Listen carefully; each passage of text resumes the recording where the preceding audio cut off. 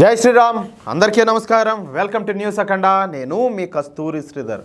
మిత్రులారా, మన దేశంలోకి వస్తున్నటువంటి విదేశీ పెట్టుబడులకు సంబంధించిన ఒక అద్భుతమైన ఒక శుభవార్తను అయితే తీసుకొచ్చిన న్యూస్ మాత్రం చాలా బాగుంటుంది. ఓకేనా, మనం అనుకున్నదే జరుగుతుంది. ఇప్పుడు చైనాకు సంబంధించి మొదటి వికెట్ అయితే పడిపోయింది.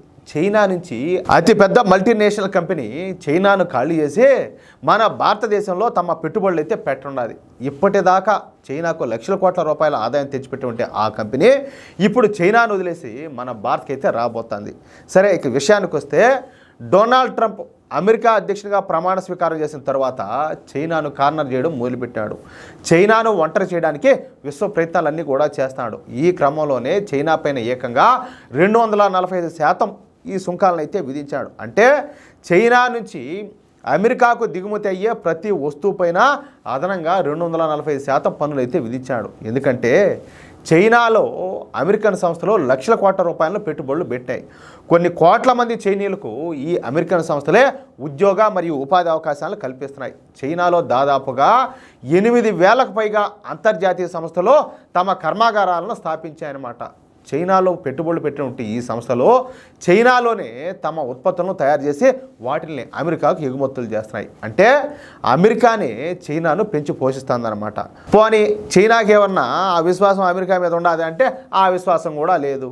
పైగా అమెరికాతోనే డి అంటే డి అంటుంది చైనా. అమెరికాను లెక్క చేయని స్థితికి అయితే చేరుకుంది.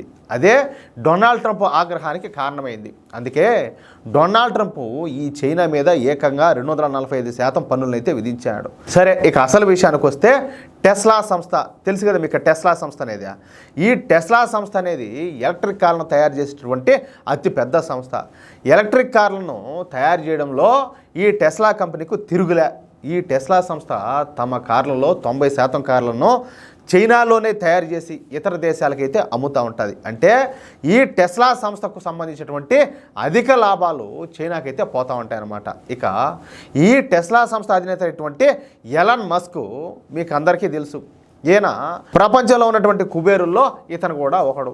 ఎలాన్ మస్క్ అంత ఆదాయం ఈ టెస్లా సంస్థ మూలంగానే వస్తుంది. ఇకపోతే చైనాలో ఈ ఎలాన్ మస్క్ తమ కార్లను తయారు చేయడానికి కారణాలు అయితే లేకపోలా. చైనాలో అయితే తక్కువ రేటుకే పనిచేసేటటువంటి స్కిల్డ్ లేబర్ ఉంటారు. పైగా లిథియం అయాన్ బ్యాటరీలను చైనా తయారు చేస్తూ ఉంటుంది. ఈ లిథియం ఖనిజంతో పాటు ఇతర రేర్ ఎర్త్ మినరల్స్ను చైనా అయితే అందిస్తుంది అవసరమైన వాటిని.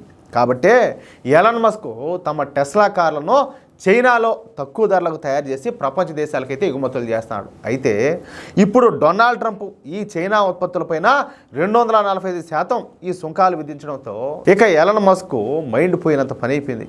ఏం చేయాలో తోచలా. సరిగ్గా ఈ సమయంలోనే మన భారతదేశం అతనికి ఒక గొప్ప ఆశాకిరణం లాగా కనిపించింది. ఎందుకంటే మన దేశంలో ఇంజనీరింగ్ చదివినటువంటి యువకులు ఎక్కువగా ఉండడం, మన దేశంలో కూడా లిథియం గనులు బయటపడడం, అలాగే రేర్ ఎర్త్ మినరల్స్ కోసం చీలీ దేశంతో గత నెల మన భారత ఒప్పందం చేసుకోవడంతో ఇక ఎలాన్ మస్క్ దృష్టి ఇప్పుడు మన భారత్ మీద పడింది. దీంతో ఎలాన్ మస్కే ఇప్పుడు స్వయంగా మన దేశ ప్రధాని నరేంద్ర మోడీ గారికి ఫోన్ చేశారు. దాదాపుగా గంట సేపు ఈ ఎలాన్ మస్క్ మన ప్రధానితో మాట్లాడినట్టు తెలుస్తుంది. ఈ క్రమంలోనే తమ టెస్లా పెట్టుబడులను భారత్లో పెట్టాలని, అలాగే తన స్టార్ లింక్ సంస్థను కూడా భారత్లో ప్రవేశపెట్టాలనుకుంటున్నట్టు మోడీ గారికి ఈ ఎలాన్ మస్క్ అయితే తెలియజేశారంట. అంతేకాకుండా మన భారత్లో సాంకేతిక ఆవిష్కరణ రంగాల్లో అభివృద్ధి చెందేలా తమ సంస్థలు పనిచేస్తాయని, పరస్పరం సహకరించుకునేందుకు తాను సిద్ధంగా ఉండాలని చెప్పేసి మన ప్రధానికి ఎలాన్ మస్క్ అయితే హామీ ఇచ్చాడు. దీంతో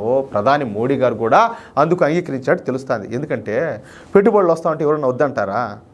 అందులోనూ మనోళ్ళు తొందరపడరు. జాగ్రత్తగా వాళ్ళు ఎవరైతే వస్తూ ఉంటారో వాళ్ళకన్నీ జాగ్రత్తలు చెప్పి తీసుకువస్తారు. అట్లా ఎలాన్ మస్క్ చెందినటువంటి ఈ స్టార్లింక్ సంస్థకు, అలాగే టెస్లా సంస్థకు పూర్తి స్థాయిలో సహాయ సహకారాలు అందజేస్తామని చెప్పేసి మన ప్రధాని మోడీ గారు తెలియజేశారట. అంటే మొదటి అడుగు అప్పుడే పడింది. అది కూడా బలమైన అడుగు, టెస్లా రూపంలో, స్టార్లింక్ రూపంలో. అర్థమవుతుందా? అది విషయం.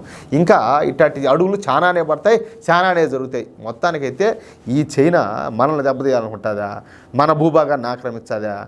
మనల్ని నాశనం చేయాలనుకుంటారా? అది కూడా ఈ పాకిస్తాన్ను, ఈ బంగ్లాదేశ్ని అడ్డం పెట్టుకొని కొడితే బొచ్చు ఉండలా, బొచ్చు లయ్య అంటే ఊరికే కూడా కాకుండా. అది మ్యాటర్ అయితే. మిత్రులారా, ఈ న్యూస్ కనుక మీకు నచ్చినట్లయితే ఖచ్చితంగా ఈ న్యూస్ నలుగురికి షేర్ చేయండి. అదేవిధంగా ప్రతి ఒక్కరు కూడా మీ యొక్క అమూల్యమైన అభిప్రాయాలను తప్పనిసరిగా కామెంట్ రూపంలో తెలియజేయండి. అలాగే ఇంతవరకు మీరు కనుక మన ఛానల్ను సబ్స్క్రైబ్ చేసుకున్నట్లయితే ప్రతి ఒక్కరు కూడా మన ఛానల్ సబ్స్క్రైబ్ చేసుకోండి, సపోర్ట్ చేయండి ప్లీజ్. జై శ్రీరామ్.